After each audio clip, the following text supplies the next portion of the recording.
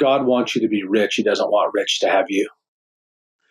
I believe the rising generation of leaders, when learning and learn that lesson, that it's not about the what as much as it is about the why. I'm going to go back to that. And that we can truly connect. Welcome to the Rising Leader Podcast, bringing forth the new wave of rising leadership and helping leaders find purpose, connection, and results. This is your host, founder of Alluviance, Alex Kremer. What is up, y'all? Welcome back to the Rising Leader Podcast. If this is your first time on the show, we so welcome you to be here. This is your host, Alex Kremer, as always. The purpose of the show is to bring forth the new wave of rising leadership. We are helping people feel a greater sense of purpose, a greater sense of self-connection, connection with others. And oh, by the way, let's drive some great freaking results here. I am very, very excited about today's guest. We have the incredible, very wise Bill Banta. Bill, what's up, man? Good to see you. So good to see you, Alex. Fun to catch up to you again. Excited to be here with you today. I think this will be a lot of fun.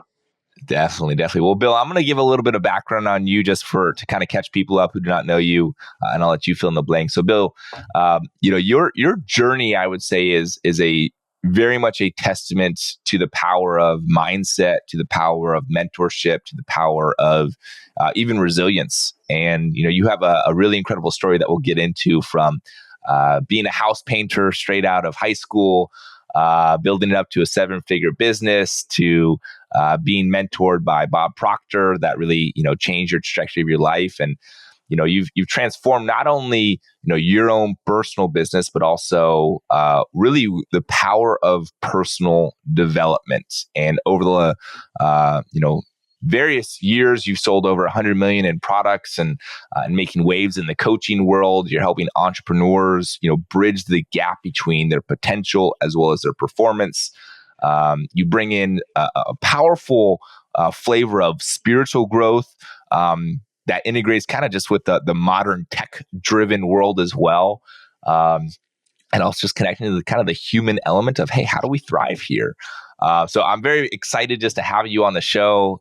We also, in our previous conversation, we have some overlap just based on the world I grew up with my dad being in Amway, and you've got some experience that as well. So I'm just excited to dive in here. But Bill, I'm gonna pause and say, hey, is there anything that I missed within that, or anything larger background that you feel called to share about who you are? And I guess, hey, why'd you show up for the show here today? Well, thank you, Alex. It's so awesome to be with you. As I said, I love doing this because I feel like anybody that's in this world of developing self and growth really is getting to that core. You talked about that spiritual side, and I'm excited about that because it takes me back into those days, as you said, our commonality with our past, with your parents, and I met Bob Proctor.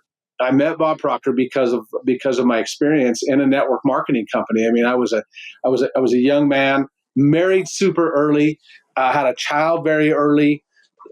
All of my friends are going off to college, doctors, engineers, all kinds of different degrees, and I'm standing on the sidelines going, well, shoot. Nobody in my family went to school. We were born with shovels in our hands. We were taught that you just get off your ass and go to work. And I'm standing there on the sidelines going, man, there has to be more, because I had that distinct feeling, and I'd had it since I was young, and I could never decipher what it meant. And I think to your listeners, most of them have that exact same feeling, is that there's that thing that tells us there's more.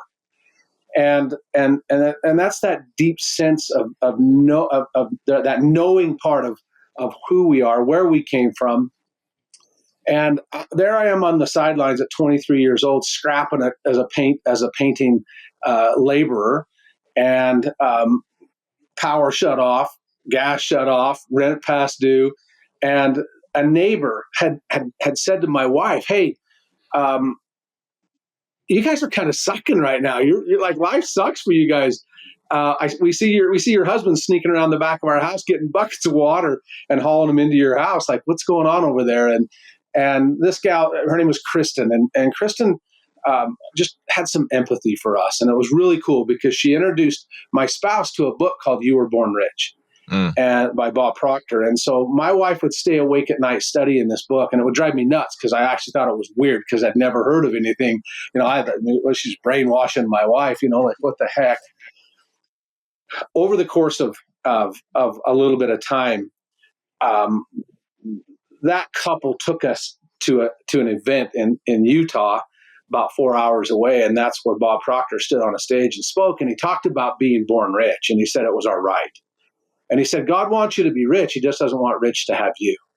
And I'm a 23-year-old man bawling my eyes out in this Coliseum thing going, damn it, I knew it. There was something that had told me my whole life, but all my friends are graduating college. I'm a paint laborer. Started a little painting business on the side. I might be earning $20,000 a year. Can't pay the bills.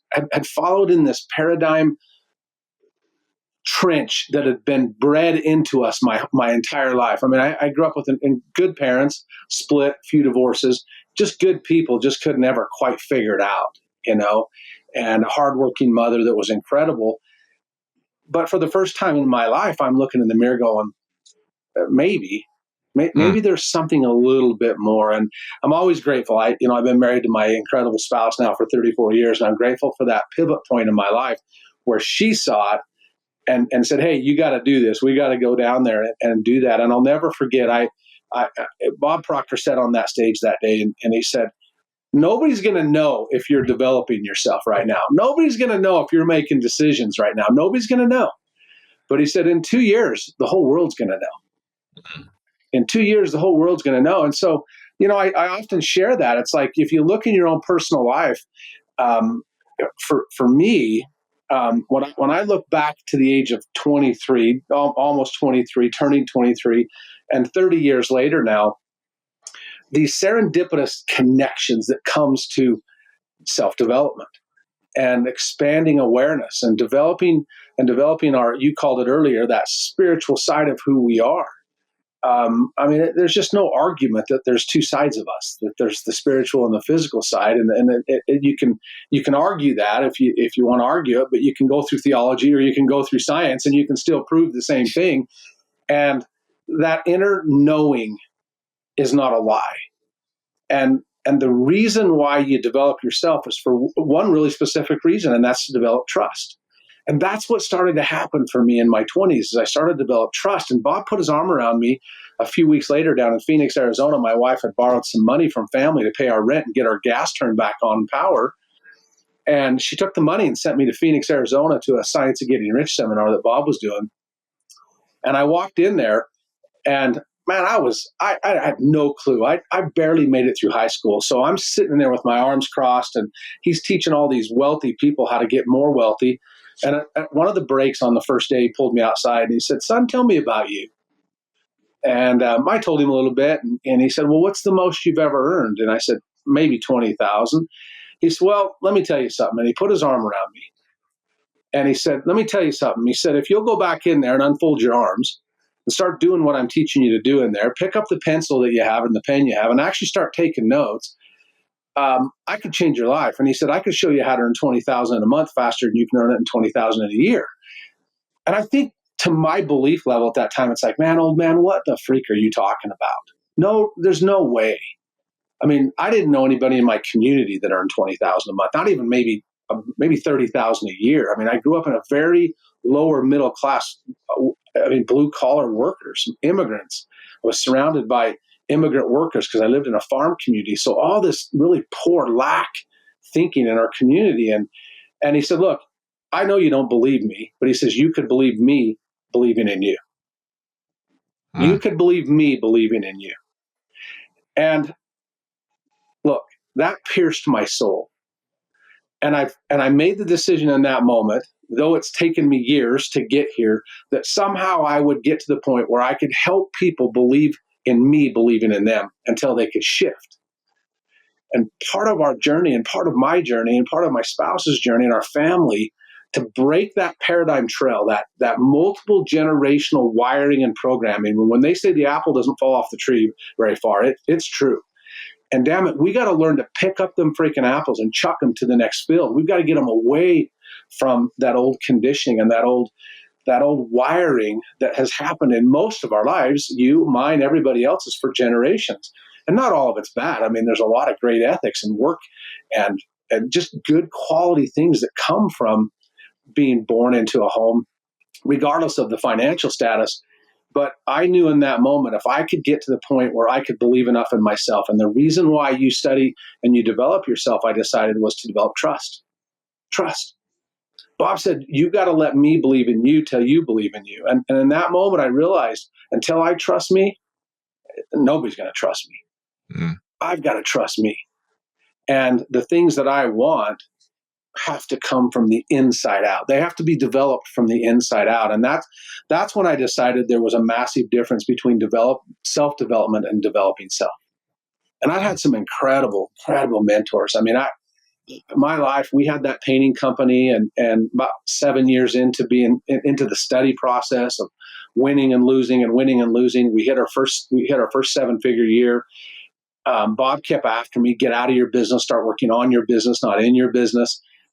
My first decision came to stop hiring people who were as a painter, when you look in society, generally they're kind of the lowest on the totem pole, generally thinking, you go into Sherwin-Williams and they're the guys coming out of the bars and all that stuff. And he says, you gotta elevate the people that you're around. And he said, get off those white clothes and go put on a nice shirt, get the best pants you can. And if you have to go out and borrow a little money to buy a little nicer vehicle, go do those things to up your image, work on your self-image. And he used to preach to me, you're not going to outperform your self-image. And so I had these incredible mentors in that time. And then later in life, when I had an opportunity to sell that company, looking back, the guys that owned that company were both knuckleheads. These guys were in and out of jail. I mean, these guys literally, one of them had an ankle bracelet that I had to go get him from jail, take him to work, take him back to jail. And today I don't even know how many times that guy has multiplied that business. And it's because we took what we were taught and I implemented it in that business. And every morning we had Bob Proctor Monday mornings. I didn't tell them that's what we were doing, but that's what we did. And by teaching it and sharing it often while I'm in the construction industry, it started to be embedded in my heart. And then I realized I was doing it. Like, I was already doing it. I started to notice movement in my life. And that's another key that I think most people miss. And I would share that with your audience, is that, man, if you're putting the effort in to grow and study, you better start taking the time and the effort to pay attention to your growth. Because if you're always coming from not enough, and you're always coming from a place of, shit, nothing's changing, you'd be really surprised if you'd stop and start connecting the dots to see that you really are growing. And that's a lesson I learned early. And then, of course, that led to me down the road of having the opportunity to work right with Bob. I took a risk. I was invited by a gentleman to fly out to Toronto, and it cost me a massive chunk of money. It was right in that 08, 09 economy crash. And I mean, just hard times again in the construction industry. And I took a risk. And at that meeting, I was invited to join him. And probably one of the most incredible decisions I've ever made in my life, even though it was hard and scary and it didn't always work. But I used to tease people, and I've said this so many times in interviews, I was at the highest paid university in the world. I was being paid ridiculous amount of money to study right next to Bob and his organization. And some of the guys and gals that worked in there were just rock stars. I mean, men and women that were earning 6 figures a month. And I had never conceived that. I mean, yeah, I did $1 million or $2 million or $3 million in sales in the painting business, but I had never kept 100, 200,000 a month. And I'd already decided that it wasn't about the money, it was about the service. And I'd been taught all those years that the economy is wrapped around my development, and my personal value translates into my value in the market.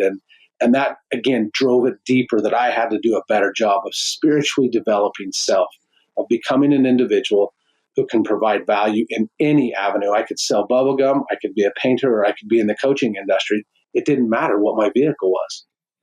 It didn't matter. So, look, I mean, we've raised our children around this. We have 4 children. We have 5 grandchildren.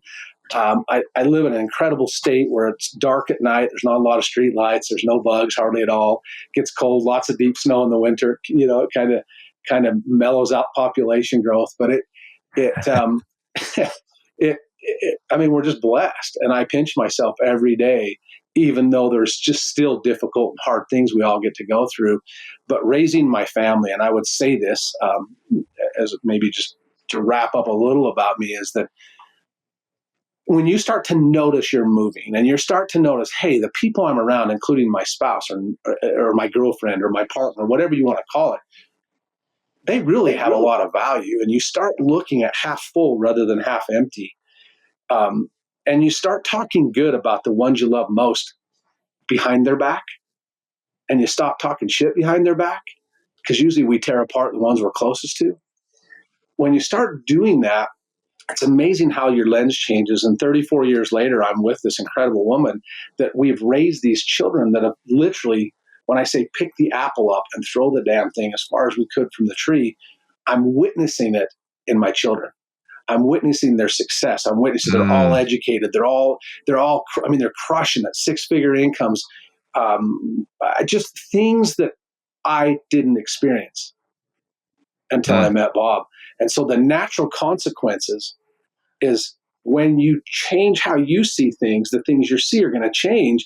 And just by being in the environment, my children, all of those years, just by osmosis, just by being around it, just by conversations, just by eliminating the word can't, just by get up in the morning and get your rear end to work. Let's go. Let's move it. All those things that I was taught.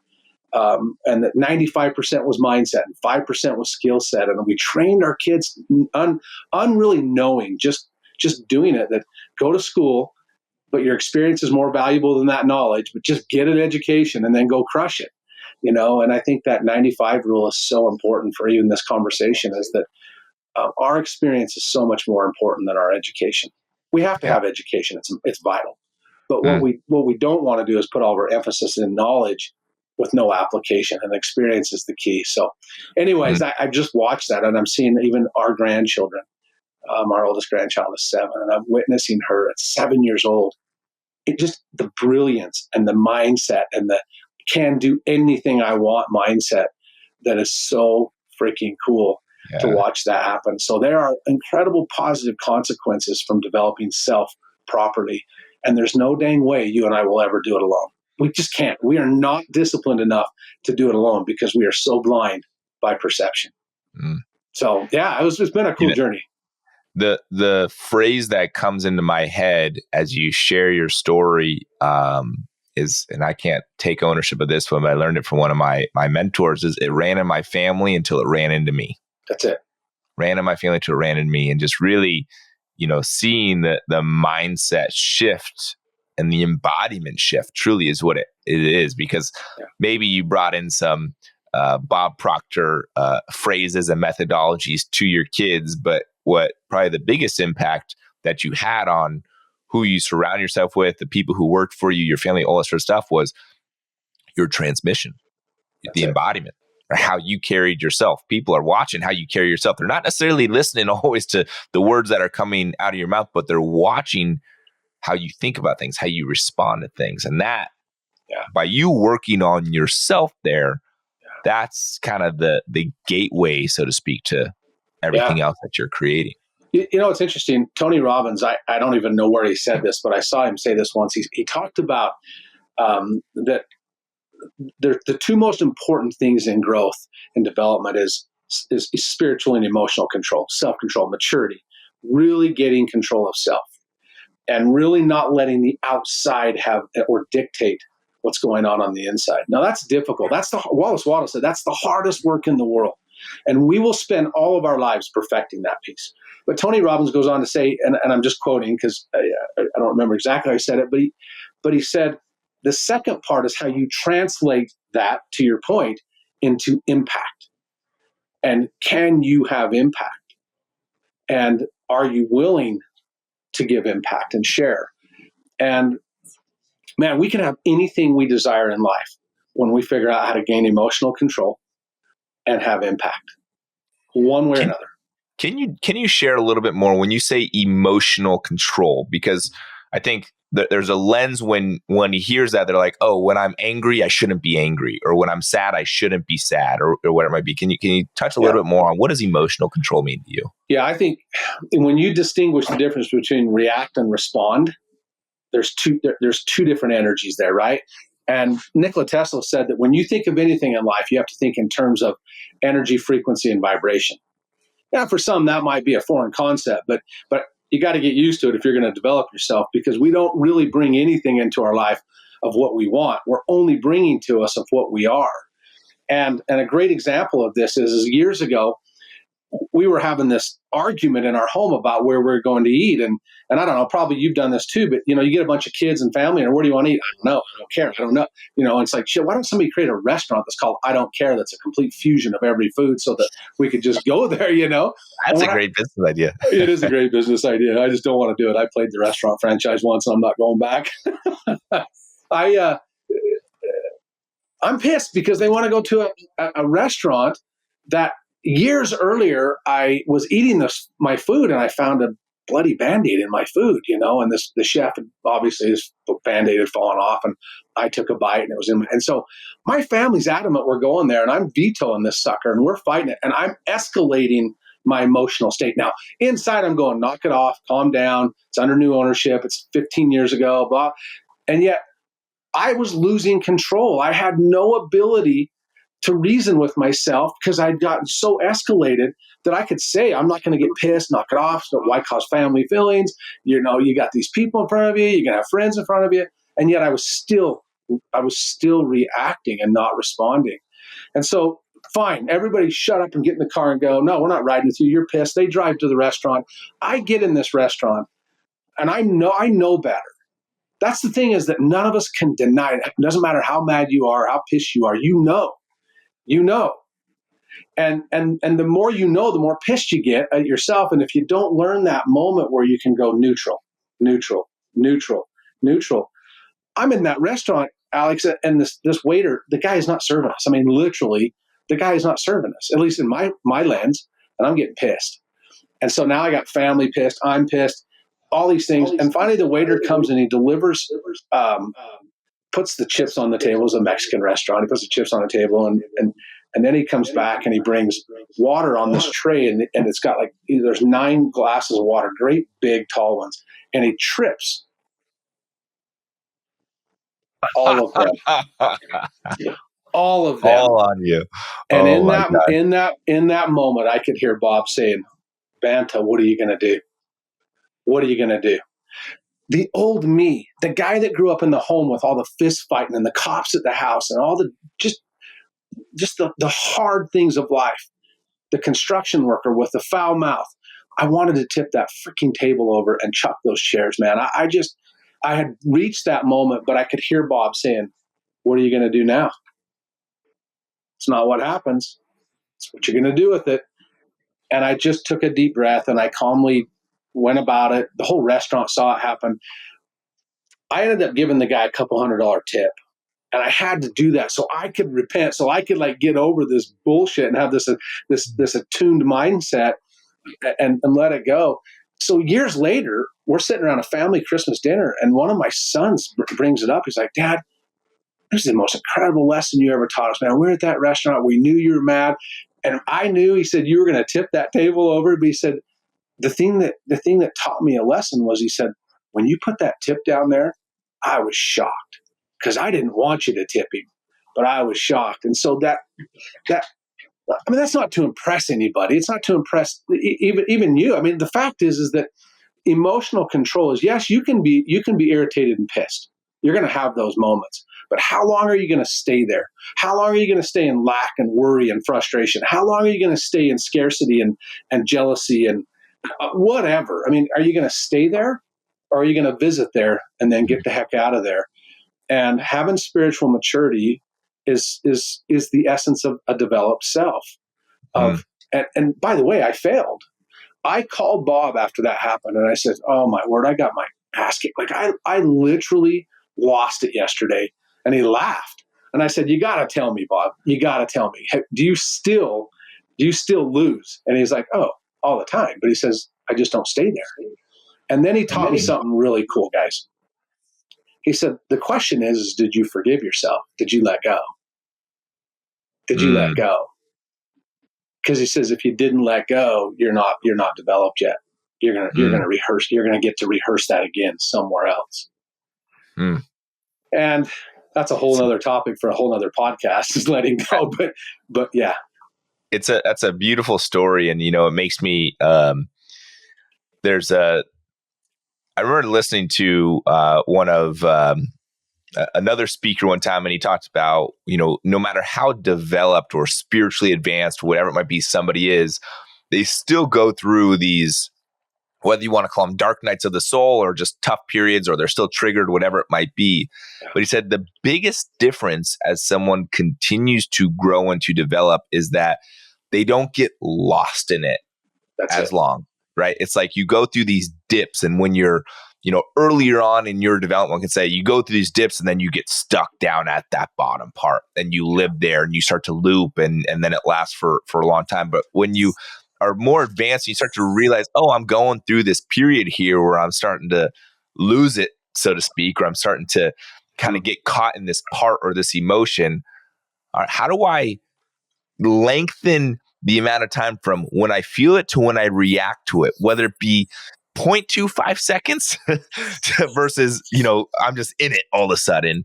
And that small amount of time and the awareness of it, you can actually use that as a massive catalyst for growth, which I think your story right there is a deep example of, like, you're aware of it. You're like, okay, in a way, this is serving me. We call it sacred outlook. There's a positive purposes. What is this asking me to be more with here in a weird effed up way in its own nature? And it ultimately comes down again to learning to recognize the awareness, right? A key to our freedom is awareness, obviously. And it's just being aware, okay, look, I failed. I was in that dark mind. I was in that spot. And I think that neutral is an incredible thing to remember and tattoo right onto our brain, is that find neutral. And so I often I'll be escalated and I'll just start talking to myself, find neutral. And finding neutral, at least in that moment, you can think, because remember, when you're not thinking, you will react. And when you react, it causes another equal, or, it's the law.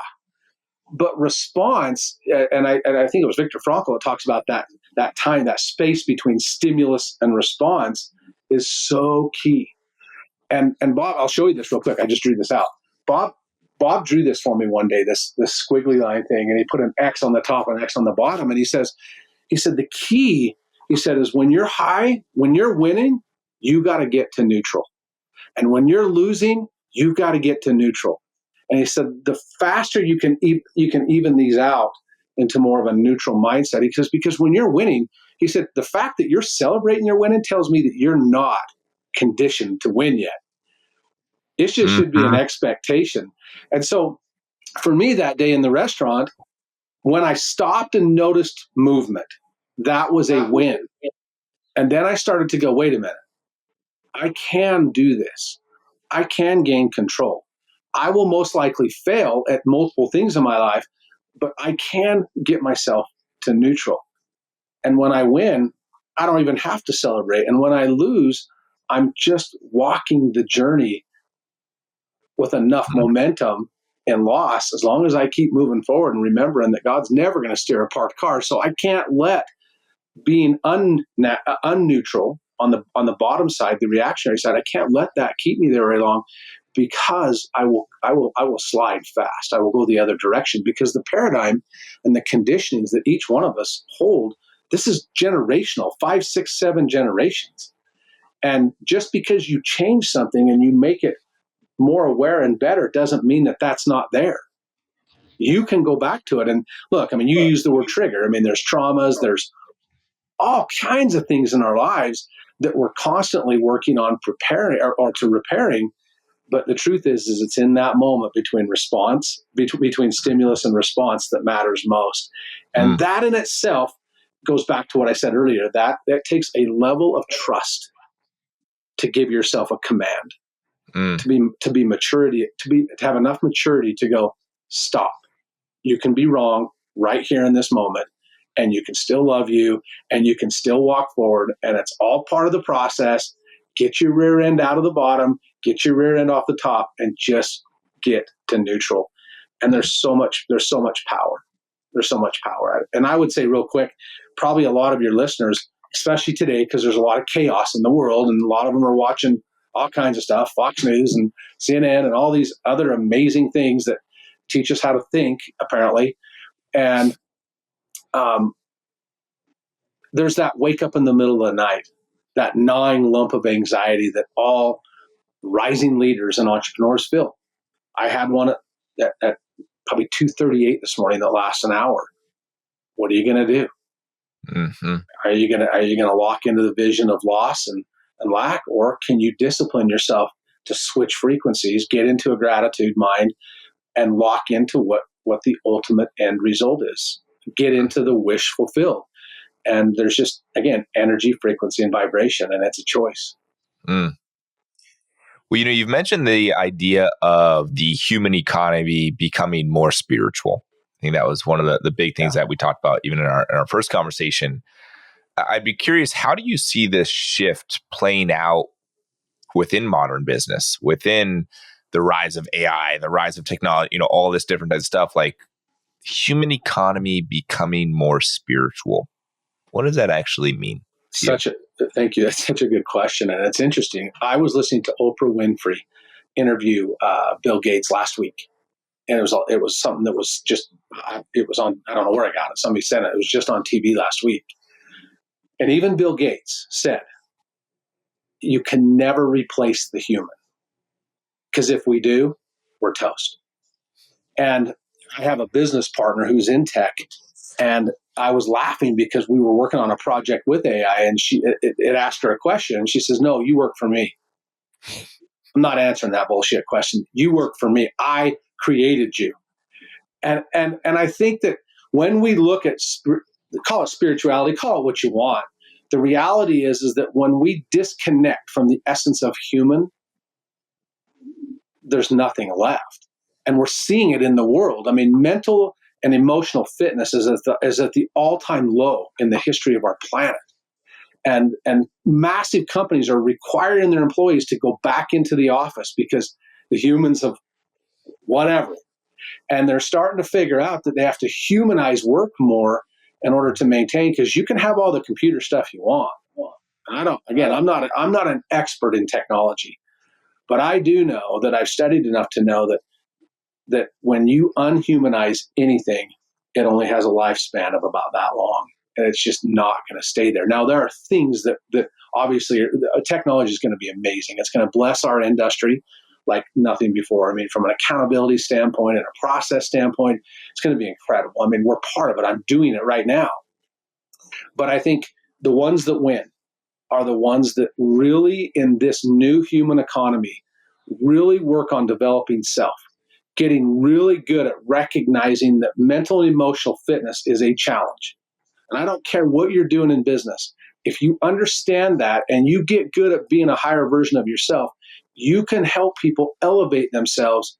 And your bottom line is tied to production, right? It's tied to your connections. I mean, talk about human economy. I mean, human capital is the best capital on the planet.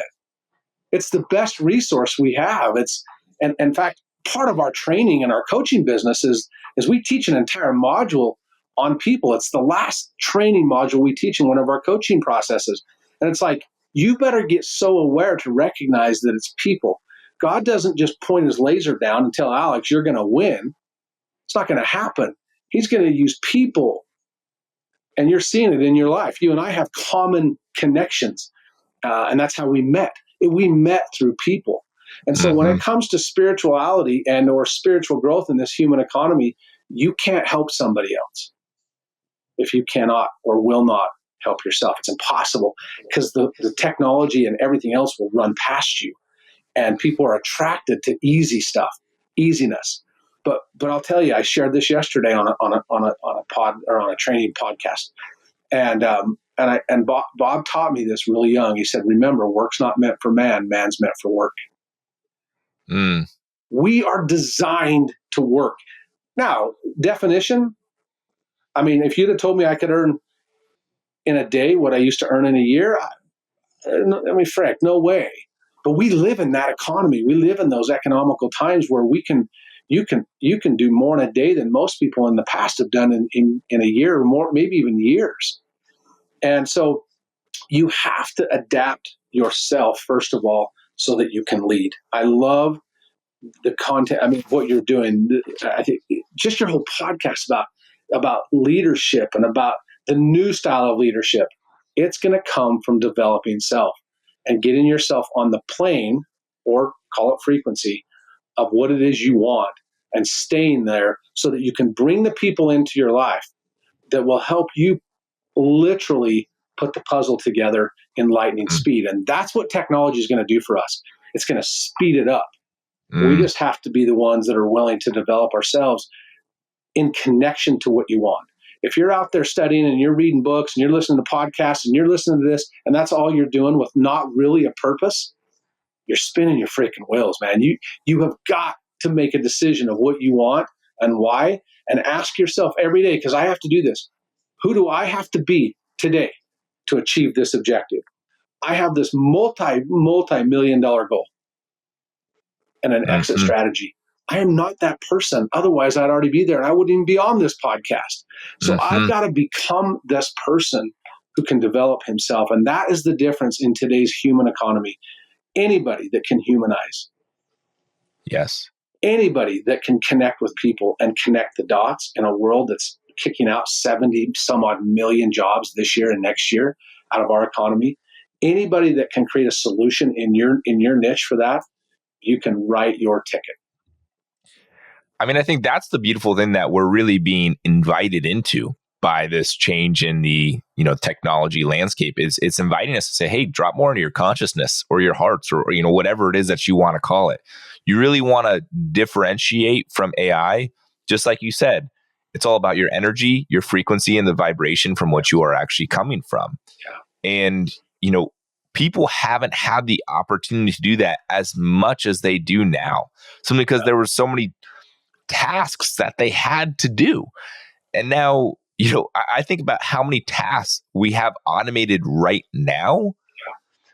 We're at the very beginning of the beginning of this. Yeah. Like if you even try to think of where are we going to be 20 years from now, where are we going to be 5 years from now? Where are we going to be 3 years from now? Yeah. It's going to be a completely different world. And what people are really, I think the people who are, and I love that you said this too, it's like, nobody's going to know that you're doing personal development or self-development right now, but people will know 2 years from now. Yeah. And it's the people who are actually choosing to invest in themselves and whatever modality it is that you choose to invest into yourself, right? Those are the ones who in the future you're preparing yourself. Yeah.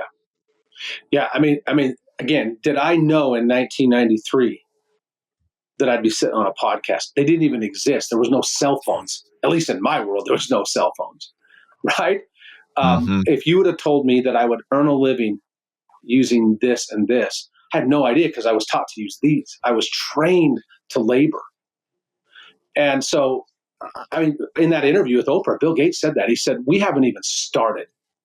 And he said, it's staggering to see where we could be in the next 2 to 5 years. And it's a blessing. And it can be a curse, right? So it just really depends on what you're going to decide. And it really does come down to what do I want and why? And what impact does that provide? And if it has an impact and you're going to do it for the good of others, for the good of yourself and your family, and you're going to do it and have fun, because if you're going to do it to be too serious, your life's going to suck. Because I work with a lot of really rich, broken people, right? And that's no fun either. That's almost worse. And get really clear on forgetting how and just get connected to why, because most people ruin their lives focused on what, because it doesn't connect to your values. And so I think for me, a leader in today's new world has to know, what are my values? What matters most to me? Get clear on your values. Get clear and decisive on who you are as a person, who you are as a father, a husband, or a partner, or whatever. And then make that non-negotiable. And then get really focused on why, not what. It's fine to run for a jet. It's fine to run all that stuff. But are you going to destroy your life for the what? Or are you going to get really good at remembering why? Because in 1993, I had that awakening when I went, damn it, everything I felt as a child is real. And I got to own this. This has to be real in me. This can't be fake, because all the people around me are telling me I'm full of it. Stop being a daydreamer, knock it off. But I couldn't deny what I was feeling. And that development piece will help you get really clear on what you want and why it matters, and the impact that you'll have on not only your own life and your family's life, but the people around you. And that's what the human economy is going to pay. That is scalability in the human economy. And we literally are only going to get paid where our value is. And that's it. Because we're going to work in a world that's not tangible anymore. We're going to work in a world. I did something yesterday with a gal that used AI that created coaching programs. And in 2 years, she's earned $100 million. Oh my gosh. Wow. $99 a piece using AI, selling them on it's just a whole different world. So, man, I'll tell you, just values. Grow in your values. Let go of the stuff. You can have all that stuff. That's easy. That's just increase your value. You'll have the capital to do it. Make sure the why is right out in front of you, because you'll have less chaos. When you say values, I guess if someone is listening to like, okay, that sounds great, develop my values. What do I do? How do I actually go about developing what my values are? What would you recommend as just like a good place to start with that? Well, I think first of all, you need to do some exercises. You need to sit down and just turn off the noise. Get away from people. Get away from opinions. Get away from all of the garbage, and just listen to yourself, and get out a pen and a piece of paper. Don't type it. Don't put it in your phone. Get back to reality. Writing leads to thinking, by the way, and thinking leads to feelings. And it's the law. Feelings lead to what? Action. So get your pens out and do the work. And it's the reality is that when you're writing down, what do I value most? Start with yourself. Look at your integrity. Do you value your integrity? What does that mean? What does it mean? Literally write it out. What does my integrity mean to me? My wife matters to me. I talk good behind my wife's back all the time. I am the only person in my family that's not divorced. Now, could things happen? Yes. But man, I value her. When I travel, I'm looking at every way possible to get there and get back so I can be with her. That's a value for me. I value my children. I value my grandchildren. I value golf like you can't believe. I'm a fanatic. It's like some addiction or something. I'm really not that good at it yet, but that matters to me. And if I keep all my values in front of me, then I go, okay, I'm going to go do this business deal. Does it align with my values? No, I would have to sacrifice. Once I know that, then I'm going after what instead of my values and why. And if you can get to that spot in your maturity, you will create wealth and abundance and be a happy soul, and you'll have joy. I wrote down what you said there. I thought this was so good. Writing leads to thinking, thinking leads to feelings, and feelings lead to actions. Yeah, that's a good one. Yeah. That's a really good one there. Well, I stole that, man. I'm telling you, none of this stuff's authentic. I've just been around some incredible people for 30 years of my life. Well, I think that's the beautiful thing, though. It's like you can steal everything you want, but until you actually put it into practice, then, it's like if you stole that, but you weren't actually living it and you said it to me, sure, it would sound good, but it would come from a different vibration, like you said. But when you're actually embodying that, grounding that through your way that you live your life, through your lens, then it just comes out. It's like, oh man, he's an integrity with what he's speaking to there. That's it. So let me, I have one more question here for you, Bill. Yeah. Before I do just want to acknowledge you and thank you. Just whether it be through this conversation or the first conversation we had, you came on and right away you're like, I'm here.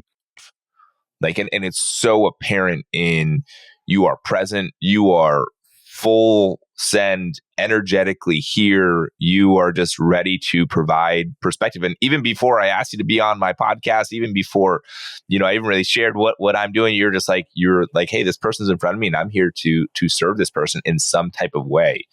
And you're also someone who you are in integrity with the work that you're sharing with other people, which is so beautiful. And it also is a massive call forward, just for me in such a wonderful way. I'm like, man, what, like, Bill's doing it. What am I doing? So just thank you for being the example of what many people are wanting to do. So that is just want to say that. And here's my final question here for you. So Bill, this show is obviously called the Rising Leader Podcast. You've spoken to it a little bit here, but I want to just kind of ground it here. What do you view as the rising leader? There's so many ways to define that. Thank you for putting that out there. Again, I'm going to go back to my early 20s when Bob said, God wants you to be rich. He doesn't want rich to have you. I believe the rising generation of leaders, when learning and learn that lesson, that it's not about the what as much as it is about the why. I'm going to go back to that. And that we can truly connect on a authentic way. I mean, when you measure being authentic versus measure being love, it's like just the vibrational energy frequency of being authentic is like 10 times. I mean, we could find that research. And the rising leader needs to be authentic and needs to be true and needs to be somebody, as James Allen said, a shade-giving tree in a thirsty land. The world needs leaders. The world needs people that will stand shoulder to shoulder, not the stand out in front and get your ass to work leaders, because we've dealt with that. And that's what's in the world today. We see it everywhere. Do as I say, not as I do. The rising leader should develop himself or herself to the point where they are a shade-giving tree in a thirsty land. Guys, we live in a thirsty land. People are starving to have somebody by their side, shoulder to shoulder.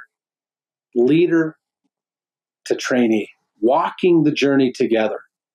The old golden rule, what I want for me, I want for you. If we could get back to that, and I say even get back to that, it's almost like I'm saying we got to go back in the past. We don't. We got to honor correct principles, and that is the rising leader that will give him or herself the permission to live up to the essence of how and who they were created by.